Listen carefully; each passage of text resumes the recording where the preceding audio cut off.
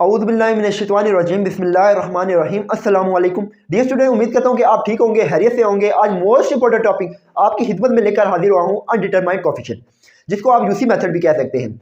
आज मैं आपको एक ऐसी ट्रिक बताऊंगा क्वेश्चन सॉल्व करने की कि आप खुश हो जाएंगे कि सर ने क्या बता दिया। लेकिन वीडियो को एंड तक जरूर देखिएगा ताकि आपको मुकम्मल समझ आ सके। बीच में स्किप करेंगे तो आपको क्या समझ आएगा। तो अब देखिए, आते हैं हम क्वेश्चन की तरफ, यूसी मेथड के क्वेश्चन की तरफ।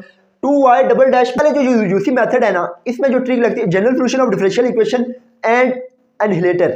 अब general solution of differential equation के जो प्रीवियस लेक्चर है उसमें मैं आपको डीपली कांसेप्ट दे चुका हूं वीडियो में, ठीक है। अगर वो वीडियो आपने नहीं देखी तो वो सबसे पहले उसको देख लें, ताकि आधा क्वेश्चन तो आपका general solution of differential equation से हो जाता है, ठीक है। उसके बाद जो नेक्स्ट स्टेप है वो एनहिलेटर, वो आपको पता होना चाहिए कि एनहिलेटर क्या होता है। याद रखें कि ये जो यूसी मेथड है इसमें जो एनहिलेटर है वो 3 टाइप से होते हैं।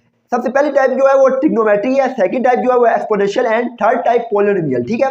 अब देखिए ट्रिग्नोमेट्री आप इधर लिखें कि एनहिलेटर, ए डबल एन, एनहिलेटर जो क्वेश्चन यूसी मेथड में अप्लाई होता है, अप्लाई सबसे पहले लिखें आप ट्रिग्नोमेट्री एक्सपोनेंशियल एंड पोलिनोमियल। अब देखें ट्रिग्नोमेट्री, याद रखें ट्रिग्नोमेट्री का जो एनहिलेटर फार्मूला है वो होता है, ट्रिग्नोमेट्री आप लिखें,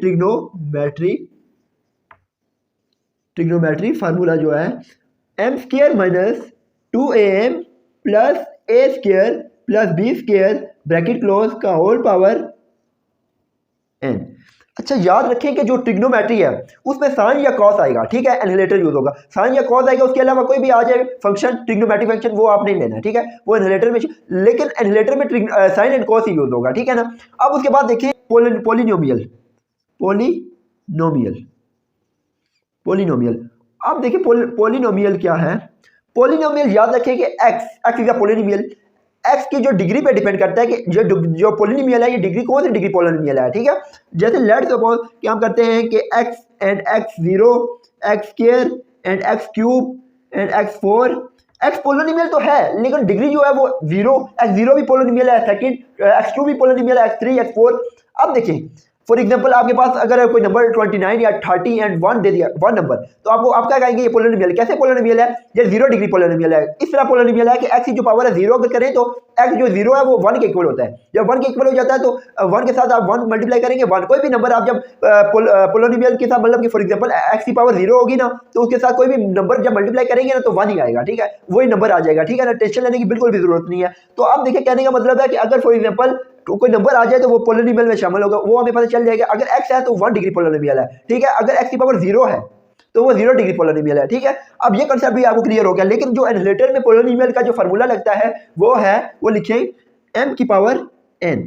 और अब आपका ये क्वेश्चन होना चाहिए कि सर जो n है वो कैसे निकालते हैं। तो मैं आपको बताऊंगा कि जो n है वो डिग्री ऑफ पोलिनोमियल प्लस 1। अब देखिए फॉर एग्जांपल मैं कहता हूं कि हमारे पास नंबर है 5, मैं कहता हूँ 5 इज अ पोलिनोमियल। तो आप कहेंगे सर ये 5 पोलिनोमियल तो है लेकिन कौन सी डिग्री पोलिनोमियल है, हम n वैसे कैसे फाइंड करेंगे कि n क्या है। तो मैं आपको कहूंगा कि 5 है ना, फॉर एग्जांपल 5 है, ठीक है। अब 5 के साथ जो है x की पावर 0, x की पावर 0 क्या होता है, आप इधर लिखिए x की पावर 0 जो होता है वो 1 होता है, ठीक है। 0 डिग्री पोलिनोमियल है, इसका मतलब है जो n है वो 1 0 है। तो जब आप इधर पुट करेंगे ना डिग्री ऑफ पोलिनोमियल, डिग्री क्या है, x की 0 प्लस 1 क्या आ जाएगा, 1। इसका मतलब है n की क्या वैल्यू आएगी, 1 आ जाएगी, ठीक है। तो मैं आपको कहूंगा कि जो 5 है ये कौन सा n की वैल्यू इसमें से क्या आएगी, 1, ठीक है। तो ये डिग्री कौन सा पोलिनोमियल है, 0 डिग्री पोलिनोमियल, ठीक है। बहुत ही इजी है। अगर आपके पास क्वेश्चन में x दिया गया है पोलिनोमियल, तो इसका जो डिग्री होगी n प्लस 1 क्या होगा, 1 प्लस 1 2 हो जाएगा, n की वैल्यू क्या आ जाएगी, 2। आप इजीली पोलिनोमियल से आपने n की वैल्यू फाइंड आउट कर लेनी है। अब ये भी आपको समझ आ गया होगा उम्मीद करता हूं। तो ये जो फार्मूला होता है ना m की पावर n, ये आपने पोलिनोमियल में से आपने क्या उसकी डिग्री फाइंड आउट कर लेनी है। और डिग्री आपको पता x से पता चल जाएगा कि इसकी डिग्री क्या है, फिर आपने उधर से n की वैल्यू फाइंड आउट कर लेनी है इजीली, ठीक है। अब मैं नेक्स्ट आता हूं एक्सपोनेंशियल में। एक्सपोनेंशियल जो है थर्ड एनहिलेटर की टाइप है जो आगे हम यूसी मेथड में अप्लाई करते हैं, ठीक है। अब देखिए एक्सपोनेंशियल में लिखता हूं एक्सपोनेंशियल के लफ्ज़ से आप वाकिफ होंगे कि e की पावर x, ठीक है, ये एक्सपोनेंशियल है। लेकिन जो इसका फार्मूला है ना वो कुछ इस तरह से है। एनहिलेटर में फार्मूला मैं लिखने लगा हूं, फार्मूला m माइनस a की पावर n। अब देखिए ये m माइनस a जो है ना, याद रखें कि x जो है ना एक्सपोनेंशियल की जो पावर, उसके साथ जो वैल्यू होगी ना वो a की होगी, ठीक है। फॉर एग्जांपल e की पावर 2x, तो x के साथ जो वैल्यू है वो 2 की है। तो ये देखिए फॉर एग्जांपल ई की पावर 2x, एक्स के साथ जो वैल्यू है वो ए की है, ठीक है, ये ए की वैल्यू है। अब इधर एक्स के साथ 1 है तो 1 किसकी वैल्यू होगी, ए की। तो आपने ए की जगह क्या लिख देना है, अगर फॉर एग्जांपल ई एक्स का आपने इनहेरिटर फाइंड करना है तो m माइनस ए की वैल्यू क्या हो जाएगी 1 और n क्या हो जाएगा। याद रखें कि n जो है हमेशा पोलिनोमियल से निकालना है, ठीक है। पोलिनोमियल अब देखिए इधर फॉर एग्जांपल पोलिनोमियल क्या होगा, x की पावर 0 होगा ना, तो 0 हो जाएगा। तो फॉर एग्जांपल अब n क्या हमारे पास डिग्री पोलिनोमियल क्या है 0 प्लस 1, n क्या हो जाएगा 1, तो n की जगह आपने क्या लगा दिया 1। समझ आ गई आपको। तो आपने जो पोलिनोमियल है, पोलिनोमियल की डिग्री कैसे, वो आपने x0 पोलिनोमियल से निकालनी है, किसकी डिग्री n की, ठीक है। तो अब ये आपको समझ आ गया होगा। अब हम आते हैं, ये कॉन्सेप्ट था, ठीक है, उम्मीद करता हूँ ये आपको समझ आ गया होगा। अब क्वेश्चन की तरफ आते हैं, तो आप ये साथ साथ लिख भी लिया करें ताकि मैं इसको रेज कर दूं।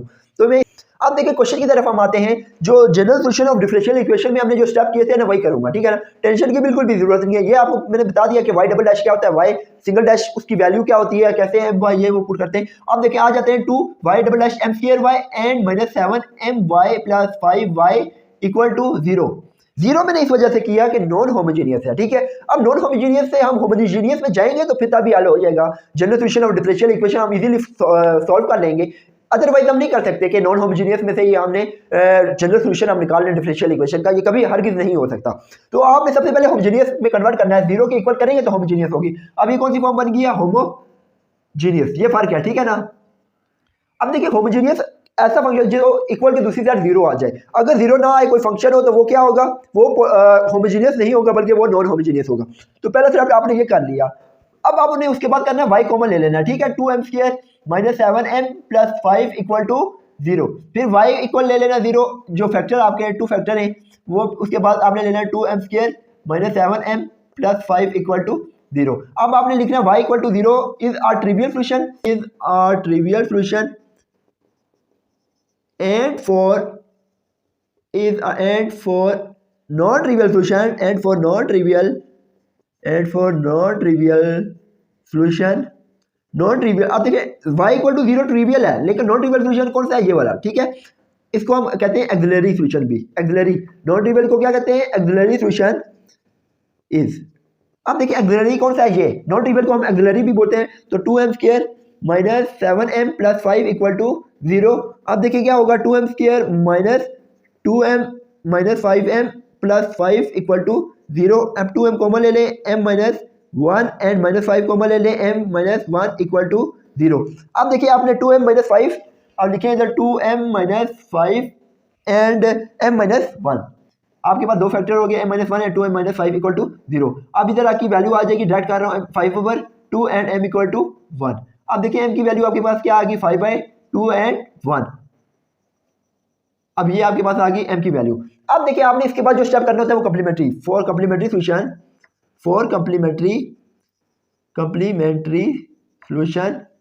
इज।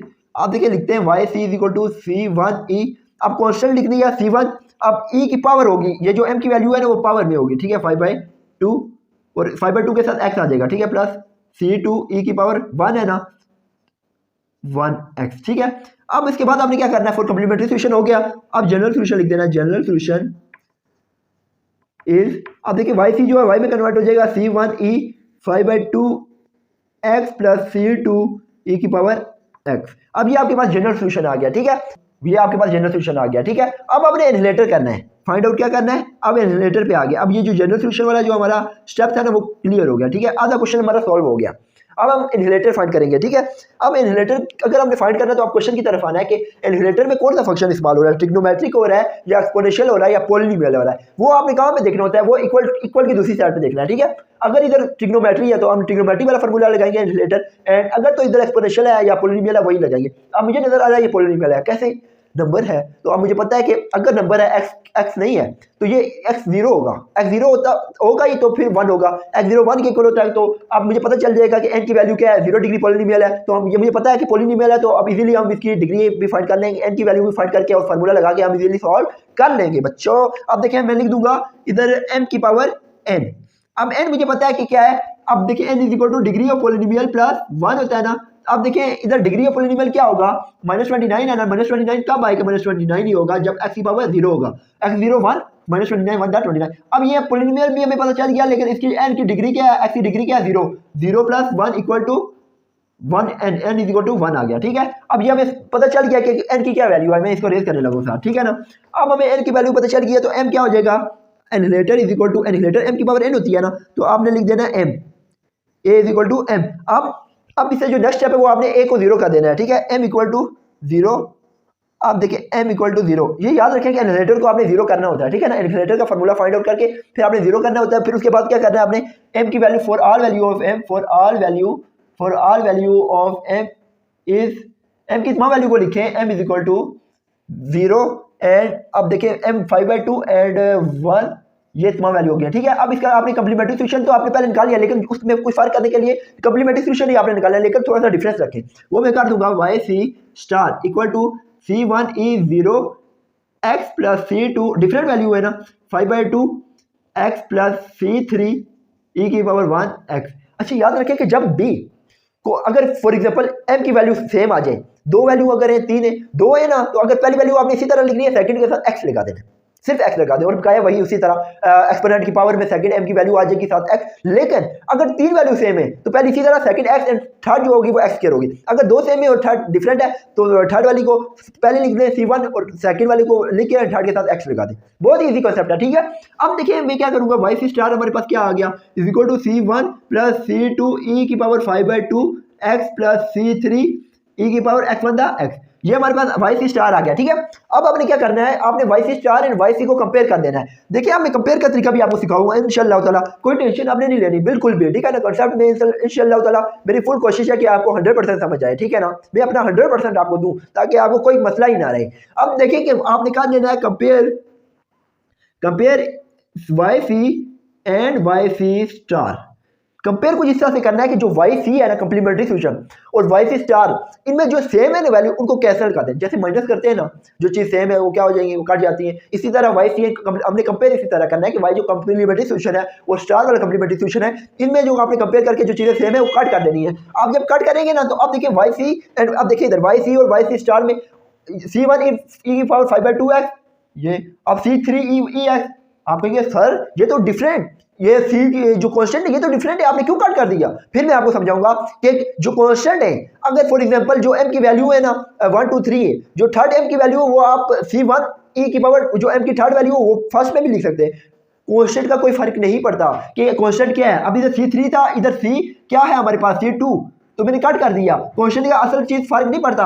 अब मैं इधर c2 को ये जो e की पावर x है ना इसको मैं इधर भी लिख सकता था, और ये जो e की पावर 5/2 है इसको मैं c3 में भी लिख सकता था, फिर भी तो कटती। लेकिन इसका क्वेश्चन का फर्क पड़ता ही नहीं है, ठीक है ना। सिर्फ आपने एक्सपोनेंट की पावर देखनी है कि जो चीज सेम है उसको कट कर देनी है। कंपेयर का मतलब ही ये है, ठीक है। उम्मीद करता हूँ ये आपको समझ आया होगा। अब देखिए अब गया जो वैल्यू बच गई है वो हमारे पास क्या है, y c star is equal to c1। अब c1 बच गया है ना, तो आपने पार्टिकुलर सॉल्यूशन में कन्वर्ट करने के लिए सबसे पहले क्या करना है, आपने इधर लिखना है वाई पी इक्वल टू, अब क्वेश्चन क्या आपके पास c1 है ना, इधर a लिख दिया। अगर प्लस c2 होता तो b लिख देता, c3 होता तो c लिख देता। क्वेश्चन को जो पार्टिकुलर सॉल्यूशन में कन्वर्ट करने के लिए यही तरीका है, ठीक है।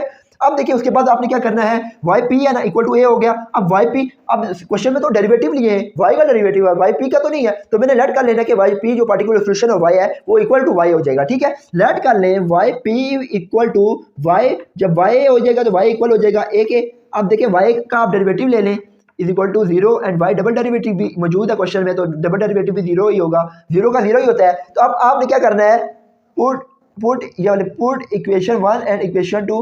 अब ये मैं रेज करने लगा हूं बच्चों, ये साथ साथ लिख भी लिया, आपने पुट कर देनी है इस क्वेश्चन में, इक्वेशन स्टार में put equation 1 and 2 in star में पुट कर देनी है। तो क्या आ जाएगी, 2y डबल डैश क्या है हमारे पास 0 एंड प्लस सॉरी -7 y क्या है हमारे पास, y single dash equal to 0 plus 5 y किसके इक्वल है, a के।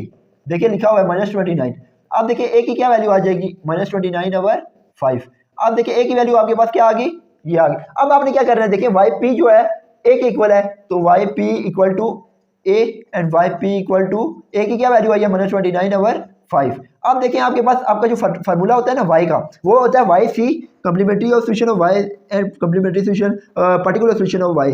अब देखिए वाई सी की क्या वैल्यू आई थी आपके पास, c1e 5/2 x प्लस c2e की x, एंड अब वाई पी क्या आई है आपके पास, वाई पी की आई है -29 ओवर 5।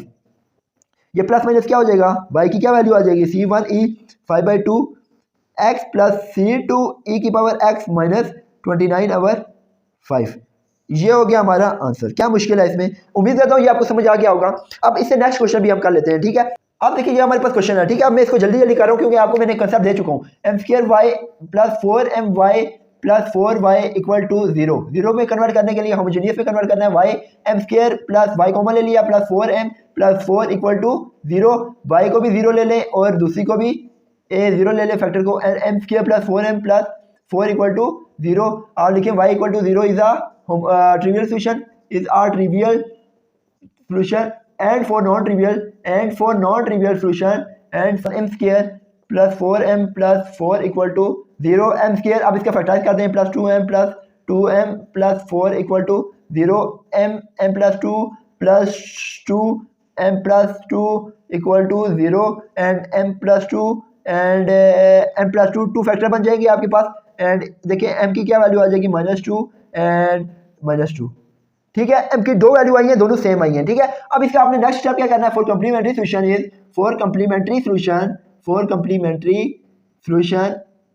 इज अब देखिए yc is equal to c1e। अब देखिए फर्स्ट वैल्यू जो है m की वो आप लिखे -2 e की power -2 x and plus x c2 e की power -2x।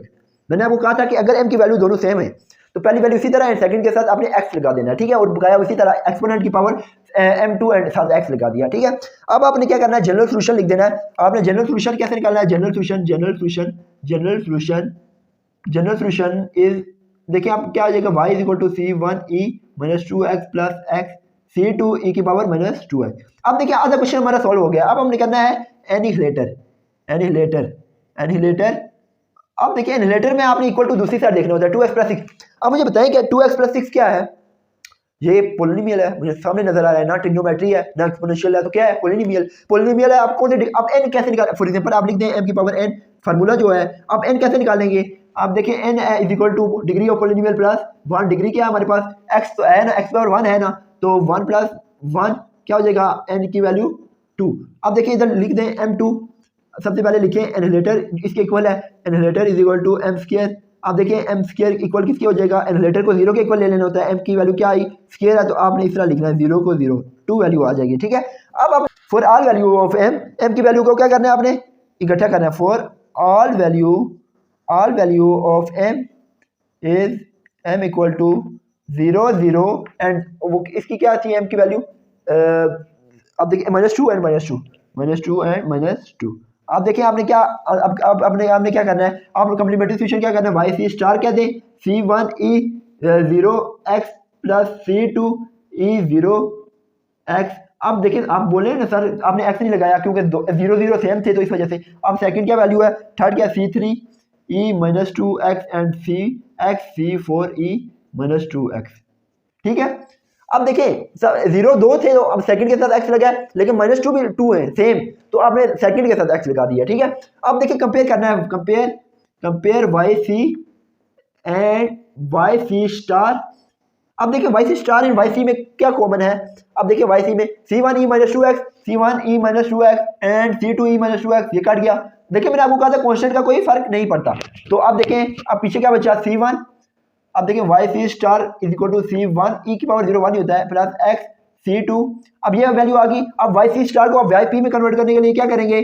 Constant a plus b x, c2 की जगह b एंड x, ठीक है। अब आपने वैल्यूड कर लेना है yp जो है वो इक्वल है y के। जब y के हो जाएगा तो क्या हो जाएगा? a plus b x।